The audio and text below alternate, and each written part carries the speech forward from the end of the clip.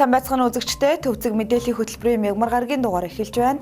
Хөтөлбөрийн эхэнд мэдээллийн хураангуйг хүргэнэ. Улсын хурлын дарга ерөнхий нарийн бичгийн даргаар ажиллаж байсан төрийн зүтгэлтнүүдэд хүндэтгэл үзүүллээ. Төрийн албанд гүйцэтгэлийн удирдлагын нэгдсэн цахим систем нэвтрлээ. Самнасан долларын экспортын орлого өсөж, нэмэн өртөг дотоодод үлдэж эхэллээ. Америк нэгдсэн улс иргэдтэй Иран улсыг нэн даруй орхиж гарахыг уриаллаа. Нобелийн их тайвны шагналт Мария Корина Мачадо пүрэв гарагт Трамптай уулзснаа. Японд эх сард парламентын сонгуул зохиогдож магадгүй байна.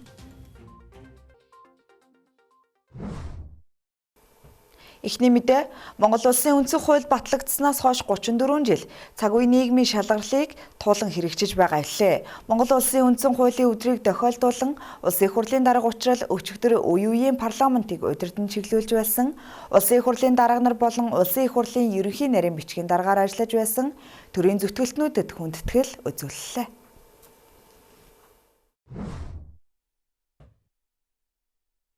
Улсын хурлыг удирдан чиглүүлж байсан төрийн зүтгэлтнүүдтэй санал бодлоо солилцож хүндэтгэл үзүүлэхээр улсын хурлын дарга учрлын санаачлан зохион байгуулж буй энэхүү уулзалтад бүгд найрамдах Монгол ард улсын дэд ерөнхийлөгч алсан улсын баг хурлын даргаараа ажиллаж байсан Гончиг Дорж, улсын хурлын даргаараа ажиллаж байсан Багванд, Инх Баяр, Нямдорж, Лүндэ Жанцан, Дэмбрэл, Зээнх болд, Эминх болд нар хүрэлцэн ирсэн юм а. Мөн улсын хурлын ерөнхий нарийн бичгийн дарга Үлзий сайхан болон улсын хурлын тамгын газрын ерөнхий нарийн бичгийн даргаар ажиллаж байсан Цог, Энвиш, Лувсан Жав, Сандаг Очор, Шарав Дорж, Болдбаатар, Инхбат, Баасан Дорж нар оролцлоо. Монгол улсын үндсэн хууль батлагдсанаас хойш 34 жилийн хугацаанд өөрчлөлтийн өсөлт амжилт алдаа онооны аль алийг Монголын ард түмэн туулж байгаа лээ. Өдийг хүртэл олсон нь алдаанаас хавьгүй их боловч манай нийгмийн амьдрал засаж залруулах өөрчлөлт шинжлэх шинээр үүссэн шийдэл гарц шаардсан сорилт бэрхшээлүүд багагүй байна. Үндсэн хуулийг сайхан биелүүлж түүний дархлааг хангах, хамгаалахад хууль тогтоох байгууллагын үүрэг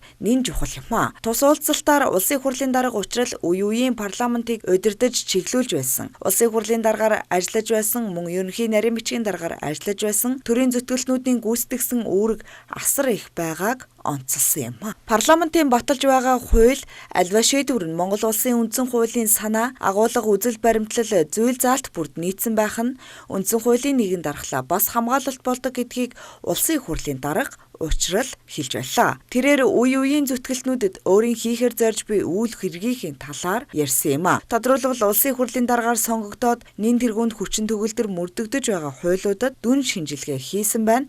378 хуульд холбогдох шинжилгээг хийхэд 228 хуульд үндсэн хуулийн хүний эрх чөлөөний талаарх заалттай зөрчилдөж байгаа зохицуулалт байна гэдгийг дүн гарсан. Юуны өмнө эдгээр хуулийн холбогдох зүйл заалтын үндсэн хуульд нийцүүлэхэд анхаарал хандуулж холбогдох ажлын хэсгүүдийг байгуулснаа ярьсан юм а. Энэхүү санаачлага эрэл хайгуулн хууль тогтоох байгууллагын үйл ажиллагаа парламентын бодлого шийдвэрийг үндсэн хуульд нийцүүлэх замаар үндсэн хуулиа дээдлэн сахих парламентын шин соёлыг төлөвшүүлэх үүгээрээ нийгэмд манлайлал үзүүлэхийг зорж байгаа үйлдэл гэдгээ улсын их хурлын дарга төрийн зүтгэлтнүүдэд мөн дуулгалаа. Жил бүрийн Монголын үндсэн хуулийн өдрийг тохиолдуулан төрийн зүтгэлтнүүдэд хүндэтгэл үзүүлдэг бөгөөд цаашдаа ойг тэмдэглэх хүрээнд үндсэн хуулийг түгээн дэлгэрүүлэх, олон нийтэд таниулах зорилгоор нийгмийн бүлэг бүр чиглэсэн ажлуудыг хийж хэвшүүлэхийн чухлыг тэмдэглэсэн юм а. Улсын хурлын дарга учрал энэ удаа Монголын хараагүйчүүдийн үндэсний холбоотой хамтран Монгол улсын үндсэн хуулийг Монгол бариал үсгээр хэвлэснийг дурдаад харааны бэрхшээлтэй 11,600 иргэн бариал үсгээр хэвлэсэн үндсэн хуулийг унших боломжтой боллоо. Улсын хурлын албан ёсны парламентцэг хэмээн захим хууддаг Монгол улсын үндсэн хуулийн аудио хувилбарыг 600 гаруй мянган хүн сонссон байдаг. Үндсэн хуулийн түгээн дэлгэрүүлэх, нийтэд таниулан мэдүүлэх ажлыг бид цаашид тогтмол хийж хэрэгжүүлнэ, хэвшүүлнэ гэдгээ улсын их хурлын дарга учрал мэдэгдлээ. Их хурлын тамгын газрын дэргэдэх парламентын судалгаа хөгжлийн хүрээлэнгэр дамжуулан парламентын боловсролыг дээшлүүлэх үндсэн хуулийг нийгмийн бүлэг бүрийн онцлог тохирсон хэлбэрээр түгээн дэлгэрүүлэх чиглэлээр ажиллахаар төлөвлөж буйгаа улсын их хурлын дарга мөн дурдлаа. Монгол улсын үндсэн хуулийн хүний эрх чөлөөний талаарх заалтуудаас жил бүр нэгийг онцолж анхаарал хандуулдаг байх санаачилгыг тэрээр гаргаж буйгаа танилцуулаад ухаан жилдээ тэрхүү эрхийг хангах, хамгаалах хууль эрх зүйн орчныг боловсронгуй болгох чиглэлээр ажиллагаа нийтэд зарладаг шин соёлыг төлөвшүүлэхээр зорьсноо мундуулгасан юм а. Энэ хүрээнд 2026 онд хүүхдийн эрхийг онцолж эрэг хаврын ээлжид чуулганаар хүүхдийн эрхийг хангах, хамгаалах эрх зүйн орчныг боловсронгуй болгоход анхаарна гэж тэрээр хэллээ.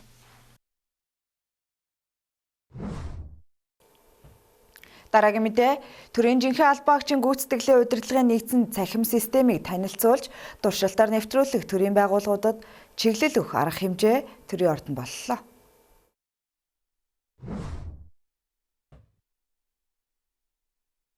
(2024 оны жилийн эцсийн байдлаар засгийн газрын хөгжлийн бодлогын баримт бичгийн хэрэгжилт 65, засгийн газрын байгууллагуудын үйл ажиллагааны төлөвлөгөөний биелэлтийн дундаж 77, төрийн албан агчдын гүйцэтгэлийн үнэлгээний дундаж 98.7% гарч байлаа. Төрийн байгууллагын гүйцэтгэлийн үнэлгээ ийм өндөр хувьтай байхад иргэд олон нийтээс төрийн үйлчлэгэнд өгсөн сэтгэл ханамжийн судалгааны үнэлгээ 40% гарч байлаа. Олон улсын жишгээр албан агчдын гүйцэтгэлийн дундаж олон иргэд олон нийтийн үнэлгээгээр өгсөн дүнх 2-ын зөрүү нь 35% дотор байвал гүйцэтгэлийн удирдлагын харилцаа нь хэвээ явагдаж байна гэж үздэг бол энэ тоо манад 58% байгаа нь онцгой анхаарал хандуулах шаардлагатайг харуулж байгаа юм. Энэ талаар засгийн газрын хэрэглэх газрын дарга Бямцов төрийн жинхэнэ албан агчийн гүйцэтгэлийн удирдлагын нэгдсэн цахим системийг танилцуулж, туршилтаар нэвтрүүлэх төрийн байгууллагуудад чиглэл өгөх арга хэмжээний үеэр хэллээ. Төрийн албанд гүйцэтгэлийн удирдлагын нэгдсэн цахим систем байхгүй байсан учраас төрийн 100 гаруй байгууллага гүйцэтгэлийн удирдлагын нэгдсэн цахим систем байдаггүй учраас дор бүрний гүйцэтгэлийн удирдлагын цахим програмыг өөрийн байгууллага дээр нэвтрүүлж ашигласаар ирсэн юм. Иймээс төрийн албан агчдын гүйцэтгэлийн удирдлагын нэгдсэн цахим системийг нэвтрүүлж эхэлснээр төрийн албаны төлөвлөлт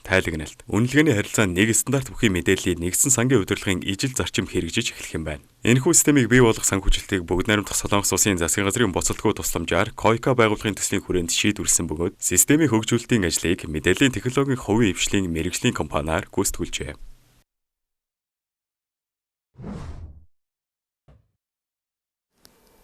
Төвцөг мэдээллийн хөтөлбөрийн энэ удаагийн эдийн засгийн болонд манай улсын ноолуурын экспорт түүхий эдээс боловсруулалт руу шилжиж, орлогын бүтэц хэрхэн өөрчлөгдөж буйг хүргэнэ.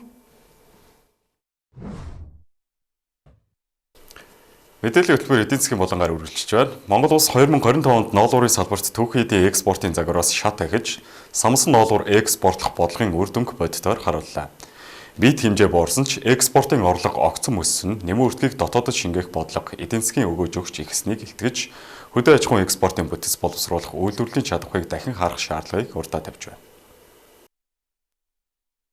Тодорхойлбол Монгол улс 2025 онд ямааны 4,000 тонн самсан ноолуур экспортлж 330.6 сая $ын орлого олсон нийт экспортын 2.1%-ийг бүрдүүлсэнийг Гайлийн ерөнхий газар мэдээллээ. Энэ нь ноолуурын салбарт түүхий эдийн экспортын хамаарлыг бууруулж дотоодод нэмийн үртэг шингээх бодлого бодисоор хэрэгжиж ихсний илрэл хэмээн салбарын дүгнэж байна. Өмнөх онтой харьцуулахад 2024 онд Монгол улс 4.7 мянган тонн угаасан ноолуурыг 256.7 сая $-аар экспортлж байсан бол 2025 онд бид хэмжээ багассан хэдий ч экспортын орлого 28.7%-аар өссөн нь анхаарал татж байна. Өөрөөр хэлбэл ноолуурын экспортын үнийн дүн нэмэгдсэн боловсруулалтын түвшин агсантай шууд холбоотой. Сүүлийн жилүүдэд засгийн газрын ноолуурын салбар түүхий эд биш боловсруулсан бүтээгдэхүүн экспортлох бодлогыг баримталж 2025 оноос эхлэн угаасан бус зөвхөн самнаж боловсруулсан ноолуур экспортлох шийдвэрийг хэрэгжүүлсэн. Үүний үр дүнд ноолуурын салбарт нэг шатны нэмийн үртэг дотоодд үлдэх нөхцөл бүрдэж экспортын нэг жүүн өсөх суурь тавигджээ. Одоогийн байдлаар улсын хэмжээнд ноолуур самнаж боловсруулах хүчин чадал 100% суурилагдсан бөгөөд жилд дунджаар 20 гаруй мянган тонн ноолуур боловсруулах техникийн боломж бүрдсэн байна. Гэвч түүхий эдийн тогтвортой нийлүүлэлт, санхүүжилт, зах зээлийн эрэлт зэрэг хүчин зүйлсээс шалтгаалan хүчин чадлыг бүрэн ашиглаж чадахгүй үеэр байгааг салбарынхан онцолж байна. Энэ талаар Монгол улсын тэргуун шудар сайд дэлхийн ноолуурын зах зээл 2.7 тэрбум $-аар хэмжигдэж байхад Монгол улс жилд дунджаар 400 сая $-ын хөдөө аж ахуйн түүхий эд экспортлож байгаа нь хангалтгүй. Экспортын орлогыг нэмэгдүүлэх нь боловсруулах үйлдвэрлэлийн хүчин чадлаас бүрэн шалтгаална хэмээн мэдгдсэн юм. Түүний хэлснээр ноолуурыг утас, хүлжмэл, бэлэн бүтээгдэхүүн болон боловсруулах бодлого хэрэгжүүл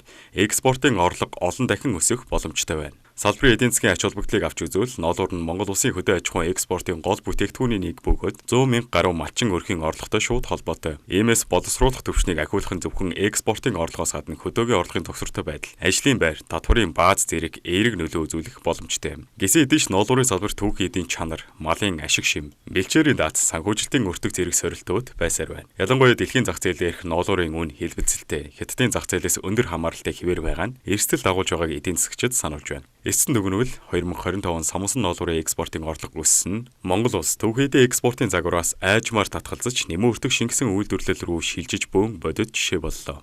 Цаашид боловсруулах дараагийн шатнд хөрөнгө оруулалт нэмэгдэж чадвал ноолуурын салбар эдийн засгийн өсөлтийн илүү чухал түлхүүр болох боломж бүрэн байна.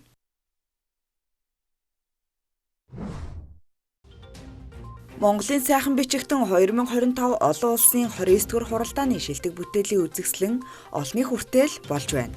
Үндэсний босоо Монгол бичгээ өөрийн болон олон улсын хэмжээнд түгээн дэлгэрүүлэх эрхэм зорилготой энэ уралдаан 1997 оноос уламжлал болгон жил бүр зохион байгуулагдаж ирсэн юм а. Энэ удаагийн уралдаанд Америкийн нэгдсэн улс, бүгд найрамдах Хятад ард улсын, Өвөр Монголын өөртөө засах орон Оросын холбооны улсын, бүгд найрамдах Бурайд улсын Монгол бичигтнүүд төдийгүй говьсон бүр баян үлгийн өвөр хангаагаас бусад бүх аймаг нийслэлийн дүүргүүдээс нийт 1100 гаруй оролцогч бичвэр бүтээлээ ирүүлснээс 70 бүтээлийг үзэсгэлэнд дэлгэжээ. Монголын сайхан бичигтэн 2025 олон улсын 29-р уралдааны шагнал гардуулах ёслол болон шилдэг бүтээлийн үзэсгэлэнг нээх ёслол уран зургийн галерейд энэ сарын 15-нд болох юм а. Энэ жилийн оролцогчид Монголын орчин үеийн уран зохиолыг үндэслэгчдийн нэг 20-р зууны манлай эрдэмтэн Эренчний уран бүтээлүүдээс сонгож биер бичгийн уран сайхныг харуулжээ. 29 дахь уралдаанд Америкийн нэгдсэн улсаас Монгол улсад суугаа элчин сайдын яамны 3 ажилтан оролцсон байна.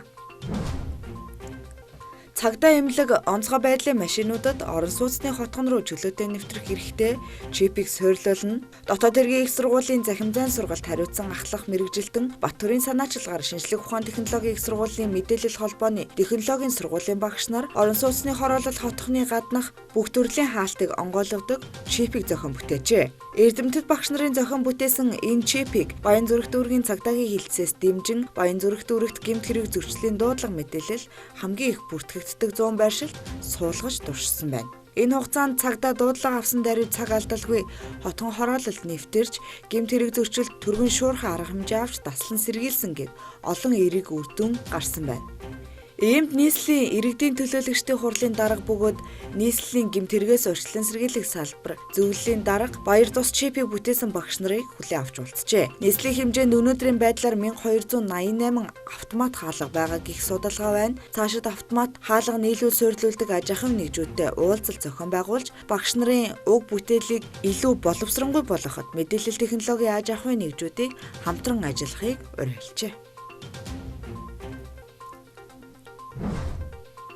Монголын баг тамирчид Милан Кортино 2026 өвлийн олимпиад оролцохоор мордлоо. Италийн Милан Кортино 2026 өвлийн олимпийн 15 дугаар наадамд оролцох Монголын цааны үндэсний шигшээ багийн тамирчдыг үдэн гаргах ёслолын арга хэмжээ 1 сарын 12-ны өдөр Монголын үндэсний олимпийн хорооны ёслолын танхимд боллоо. Дэлхийн 90 гаруй орны 3500 орчим шилдэг өвлийн спортын тамирчид 7 спортын 16 төрөлд 116 багц медалийн төлөө хурд хүч авхаалт самбаагаа сорин өрсөлдөх тус наадамд Монгол улсыг төлөөлөн гүйлтийн цанын төрөлд Ач Батрах, Ариун Тунгалаг, уулын цанын төрлөөр анх удаа Ариун Батнаар оролцох юм а. Соёл спорт аялал жуулчлал залуучуудын сайд ундрам баг тамирчдад хандан үг хэлэхдээ олон жилийн уйггүй бэлтгэл хөлс хүч төсвөр дэвчээрийн үр дүнд та бүхэн олимпийн эрхээ авч эх орныхоо өмнөөс өрсөлдөх хүндтэй үүрэг хүлээлээ.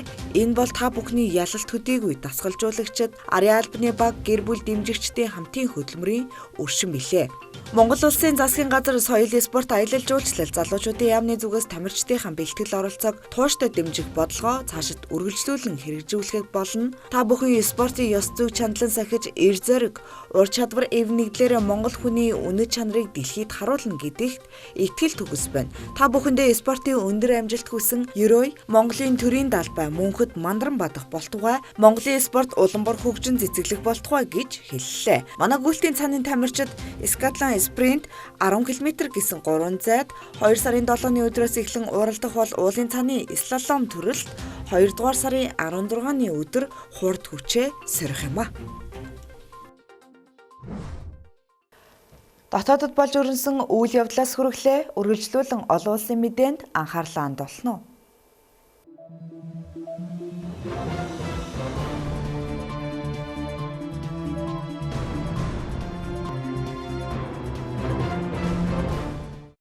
Орон тэрэг үзэгчтэй төвцөг мэдээллийн хөтөлбөр олсон мэдээгээр үргэлжилж байна.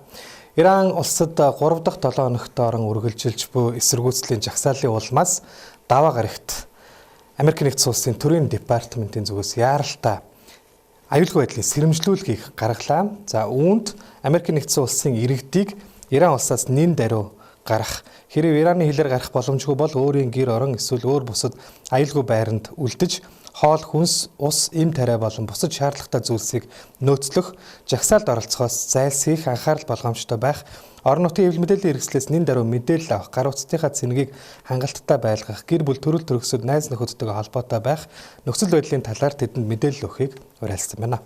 Тэгвэл мөн энэхүү экзекутив цаг үед Америк нэгдсэн улсын ерөнхийлөгч Дональд Трамп Ирантай бизнес хийдэг улсуудад 25% тариф ногдуулна хэмээн мэдгдлээ. Тэрээр уг шийдвэрээ эцсийнх бөгөөд шууд хэрэгжүүлж эхэлнэ хэмээн өөрийн Truth Social платформд бичсэн боловч ямар улсууд энэхүү шийдвэрт хамаатай талаар дэлгэрэнгүй мэдээлэл өгөөгүй бөгөөд цагаан ордноос ч мөн албаны тайлбар мэдэгдэл хийгээг байна.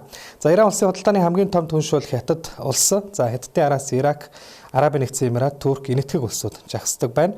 Ираны эрх баригчид жагсагчдын амьд хүрсээр байх юм бол Америк нэгдсэн улс хөндлөнгөөс оролцоно гэж Трамп эхэндээ анхааруулж байсан бол араас нь инхүү тарифын буюу эдийн засгийн шийдвэр үргэлжилж байна. За түншлэн агаараас цохилт өгөх гэх мэт цэргийн оролцооны хувилбарууд хүчинтэй хэвээр байгаа талаар цагаан ордны хэвлэлийн төлөөлөгч Caroline Leavitt мэдэгдсэн бол Ираны гадаад хэргийн сайд Аббас Аракчи даваа гарагт Тегеранд болсон гадаадын дипломатчдын уулзалтын үеэр Иран улс Америк нэгдсэн улстай харилцан хүндэтгэлийн үндсэн дээр хэлэлцээ хийхэд бэлэн байгаа ч мөн дайн тулаанд ч гэсэн бэлэн байна гэдгийг мэдгцээ. За Иранд өрнөж байгаа жагсаалын үеэр 500 гаруй хүн амиа алдаж 12,000 гаруй хүн баривчлагдсан гэдгийг хүний эрхийн байгууллагууд мэдээлж байгаагаас гадна тус улсад өнгөрсөн 7 хоногийн пүрэв гарагаас хойш интернет тасарсан учраас бодит мэдээллийг олж авахд хүндрэлтэй байгаа юм а. Дараагийн мэдээ хүргэе. Америк нэгдсэн улсын ерөнхийлөгч Дональд Трамп 2025 оны Нобелийн их тайвны шагналт Венесуэлийн сөргөчний өдөртөгч Мария Корина Мачадотой энэ 7 хоногт уулзахаар болсон байна. За тодорхойлбол тэдний уулзалт пүрэв гарагт болох талаар цагаан ордноос мэдээллээ. Энэхүү айлчлал Николас Мадурог Америк нэгдсэн улсын цэргийн хүчнийхэн баривчилснаас 2 өрхөө 7 хоногийн дараа болох гэж байна. Мария Мачадо өнгөрсөн 7 хоногт Николас Мадурогийн эсрэг хийсэн ажиллагаанд нь Трампд талархал илэрхийлж Нобелийн их тайвны шагналаа түүнд шилжүүлж өгөх хүсэлтэй байгаагаа хэлж Трамп үүнийг нь агуу хүндэтгэл гэж хэлсэн боловч Нобелийн хорооноос уг хүсэлтийг боломжгүй гэдгийг бол мэдгдсэн. За Трамп Мачадоноор энэхүү найрсаг уулзалт хийхээр болоод байгаа ч Трамп Мачадог Венесуэл улс дотроо бол дэмжлэг хүндлэл хүлээгээгүй хэмээн мэдгдснээс гадна Америк нэгдсэн улсын хувьд одоогийн байдлаар Венесуэлийн төр ерөнхийлөгчөөр томилогдсон дэд ерөнхийлөгч Делси Родригесийг дэмжиж байгаа. Харин Мария Мачадо өөрийгөө болон өөрийн тэргүүлдэг эвслийг Венесуэл улсыг удирдах ёстой гэсэн байр суурьтай байгаа юм а. Америк нэгдсэн улсын ерөнхийлөгч Мария Мачадогоос гадна Делси Родригестэй ч мөн уулзах хүсэлтэй байгаа сэтгүүлчдэд мэдээлсэн. Харин Венесуэлийн төр ерөнхийлөгч Делси Родригес Венесуэл улс өөрийн гэсэн ерөнхийлөгчийн үүрэг гүйцэтгэгчтэй бөгөөд олон улсын харилцаагаа үргэлжлүүлэн явуулж байгаа талаар энэ 7 хоногийн даваа гарагт мэдэгдсэн. Зөвлөмдөг хүргэе. Япон улсад эх сард парламентын сонгуул зохион байгуулагдаж магадгүй байгаа талаар мэдээлэлүүд цацагдаад байна. За энэ талаар тус улсын ерөнхий сайд Санаа Такаичи мөн мэдгдсэн. За парламентын сонгуулийг эх сарын эхний хагаст багтааж яаралтай зарлах тухай тэрээр цохолдсон юм а. За мөн түүнийг энэ сарын сүүлээр эхлэх парламентын ээлжид чуулганы үеэр парламентын доод танхимыг тарааж дараагаар нь бүх нийтийн сонгуулийг 2 дугаар сарын дундуур явуулж магадгүй гэж үзэж байгаа парламентын гишүүдийн тооч нэмэгцээр байгаа талаар их сурвалжууд мэдээлж байна. Орон нутгийн сони эвлэл мэдээлснээр сонгуулийн хугацааг 2 дугаар сарын 8 эсвэл 15-ны өдөр гэж товолж байгаа гинэ. Ерөнхий сайд Санаа Такаичид парламентын доод танхимыг тараах бүрэн эрх нь байгаа бөгөөд мөн тэрээр эх сард болох магадлалтай энэхүү сонгуулиар байр суурь улам бэхжүүлж магадгүй улс төрийн урьдчилсан төлөв байна. Гэхдээ ээлжид бус сонгуул болох хэсэг нь одоогийн байдлаар тодорхойгүй байна. Мөн ерөнхий сайд ээлжид бус сонгуул нь 2026 оны санхүүгийн жилийн төсвийн хэлэлцүүлэгт ямар нөлөө үзүүлэх мөн олон нийтийн санаа бодолд хэрхэн нөлөөлөхийг харгалзан үзсний үндсэн дээр эцсийн шийдвэрээ гаргах төлөвтэй байна. Үзэгч та бүхэнд олон улсын мэдээ хүргэлээ. Анхаарлаа хандуулсан баярлалаа.